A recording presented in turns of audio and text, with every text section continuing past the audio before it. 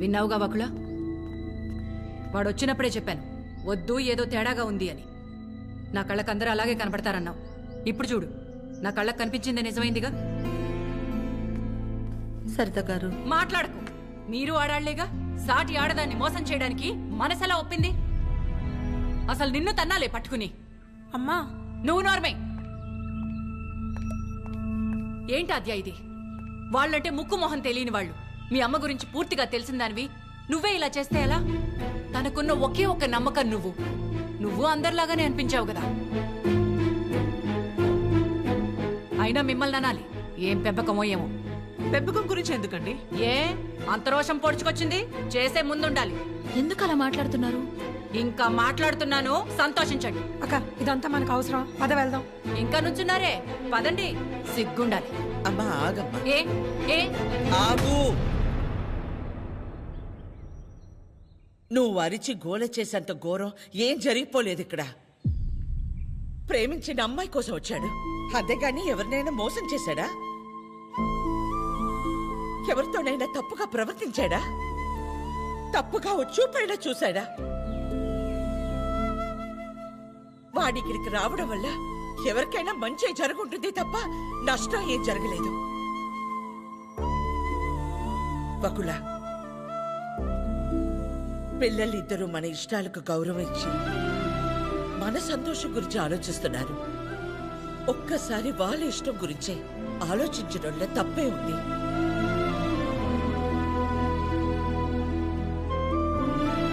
ఎవరి వల్ల వాడు ఇబ్బంది పడితేనే చూడలేను. అలాంటిది వాడు బాధకి ఏమీ కారణం ఉండే నా ప్రాణం తట్టుకోలేదు. ఒకల వయసులో చిన్నదానివైనా చేతిలో జోడించి నీకు నమస్కారం.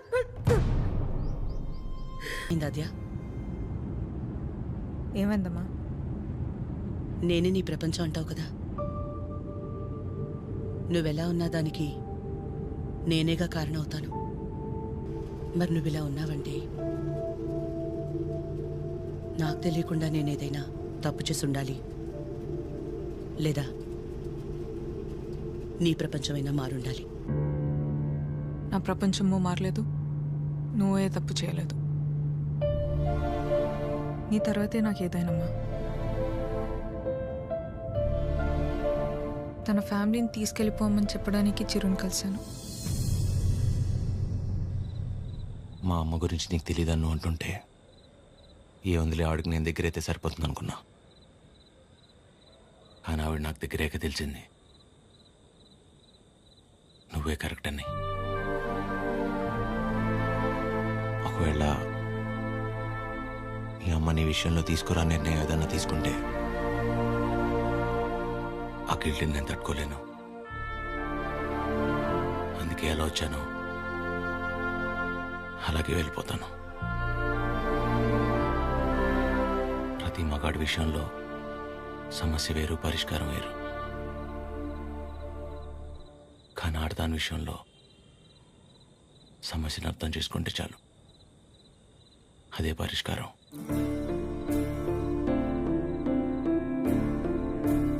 I'll miss you.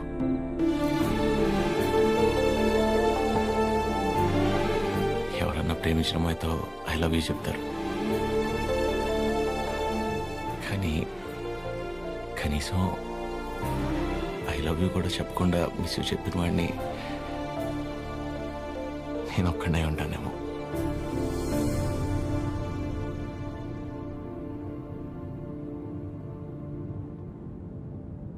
ఇప్పటిదాకా నేను ఒక్కదాన్నే నీ గురించి ఆలోచించాను, కానీ ఈ విషయంలో వాడు కూడా నీ గురించి ఆలోచించాడు. అనుకోకుండా ఆ తర్వాత రోజు ఏదేదో అయిపోయింది. అయింది చాలమ్మా. ఆంటీ వచ్చి ఏం ఇచ్చారు, అది నా దగ్గరే ఉండిపోయింది. కీర్తనకి ఇచ్చి పంపిద్దామని తీసుకొచ్చాను.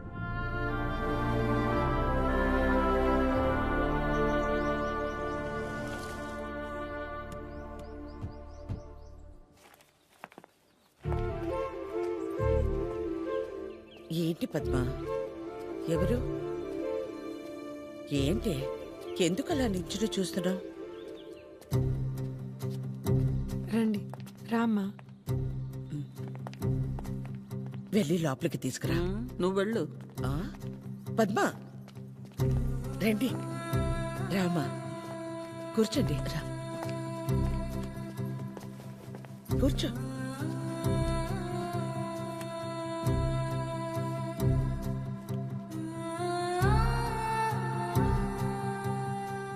చిరు లేచిన వెంటనే నంబర్ తీసుకుని ఫోన్ చేద్దాం అనుకున్నాను.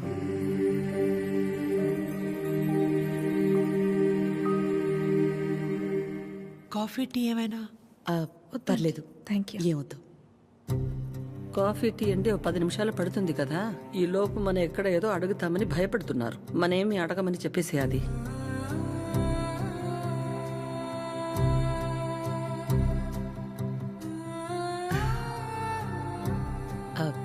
ఇంటికొచ్చినప్పుడు మీ చైన్ మా దగ్గర ఉండిపోయింది. ఇచ్చెళ్దామని ఈ మధ్య.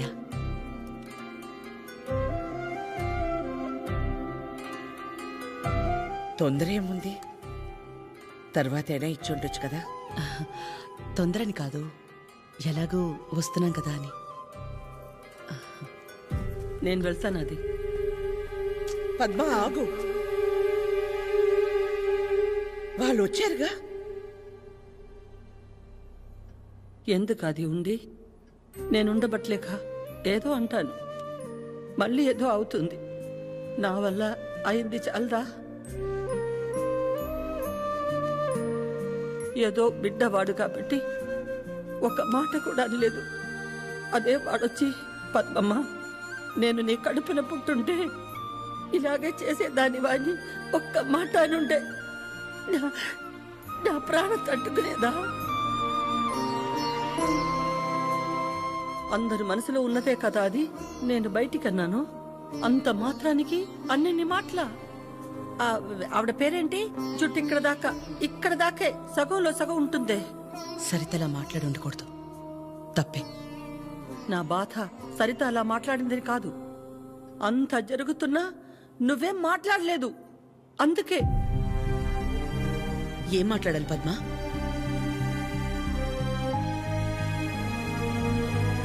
నా ప్లేస్లో మీరున్నా నాలాగే సైలెంట్గా నించునేవాళ్ళు.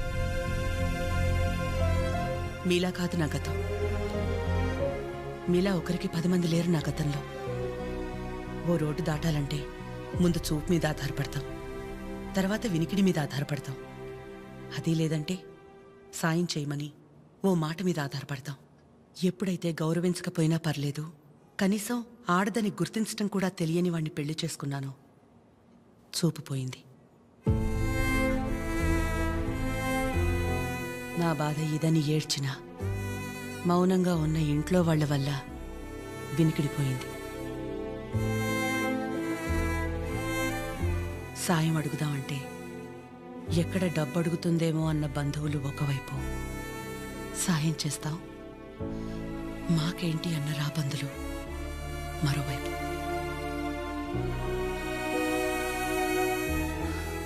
అయినా ఆగిపోకుండా ముందుకు నడిచానంటే ఒక్కో అడుగు ఎంత నరకమై ఉంటుంది. ఒకరిని నమ్మడం, దగ్గరవడం కాదని తెలిసి మనం బాధపడ్డం ఎందుకని నమ్మడమే మానేశాను. చాలా కాలం తర్వాత మీ చిరుని నమ్మాను, మీకు దగ్గరయ్యాను. మళ్ళీ అదే అంటే ఆ రోజు నేనేం మాట్లాడాలని ఎక్స్పెక్ట్ చేసావు పద్మా? వకులా, నువ్వు ఒక్కదానివైనా మేం 10 మంది అయినా పిల్లల విషయంలో మనం అందరూ ఒకటే. చిరు అనుకుంటే ఎంతసేపు మా అందరినీ కాదని ఎవరో ఒకరిని పెళ్లి చేసుకోవడం. ఆద్య అనుకుంటే ఎంతసేపు, కానీ మా అమ్మ 100% కరెక్ట్. తన తర్వాతే నాకు ఎవరైనా అని చిరుని మర్చిపో అంది. వాళ్ళకంటే ఎక్కువగా వాళ్ళు మనమే ముఖ్యం అనుకున్నారు. ఇలాంటి పిల్లలు దొరకడం మన అదృష్టం. వాళ్ళు కలిసి ఉంటే హ్యాపీగా ఉంటారని వాడిని పంపించామే తప్ప నిన్ను బాధ పెట్టాలనో మోసం చేయాలనో కాదు. నేను మాత్రం ఆలోచించనా ఎక్కడ నేను బాధపడతానేమోనని? తన ఇష్టాన్ని పంచుకోకపోగా నేను అపార్థం చేసుకుంటే కోపాన్ని కూడా చూపించకుండా తనలో తనే ఏడ్చిందంటే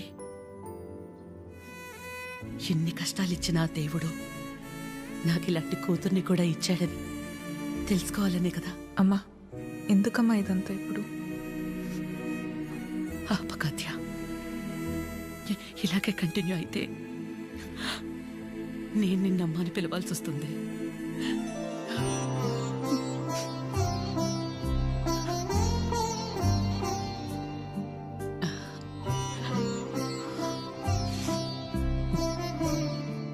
అందరూ ఒకవైపు, మనం మాత్రం ఒకవైపు ఉంటే ఆ బాధ ఎలా ఉంటుందో నాకు తెలుసు. అలాంటిది ప్రవళిక విషయంలో ఒక్కతే ఉన్న తన పక్కన చిరు వెళ్ళి నించున్నప్పుడే నాకు అనిపించింది తనందరిలా కాదని.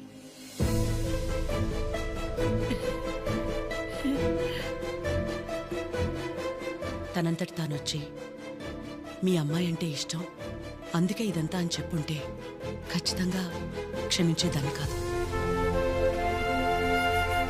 ఎప్పుడైతే తన వల్ల నాకు ఆద్యకి మధ్య ఇంత దూరం కూడా రాకూడదనుకుని తన ప్రేమని పక్కన పెట్టేయాలని నిర్ణయం తీసుకున్నాడో అప్పుడే తనకంటే ఆడవాళ్ళని గొప్పగా ఎవరూ అర్థం చేసుకోలేరని అనిపించింది.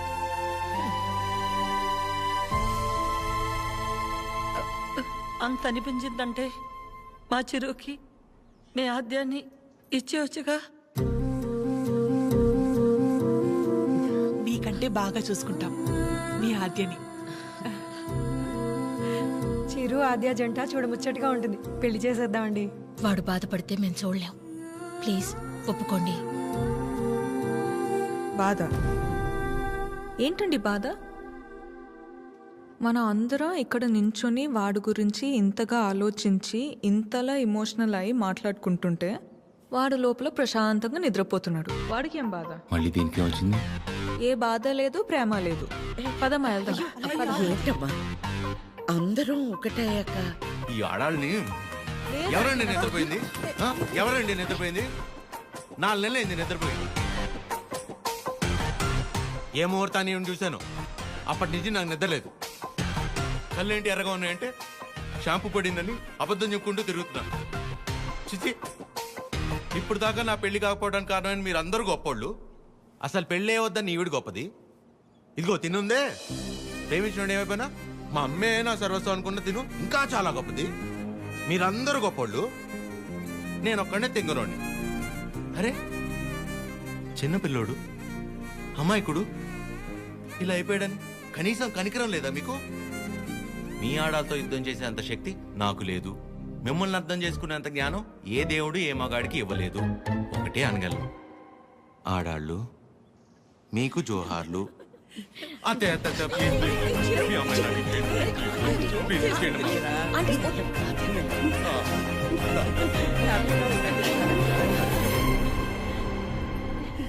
బంగారం.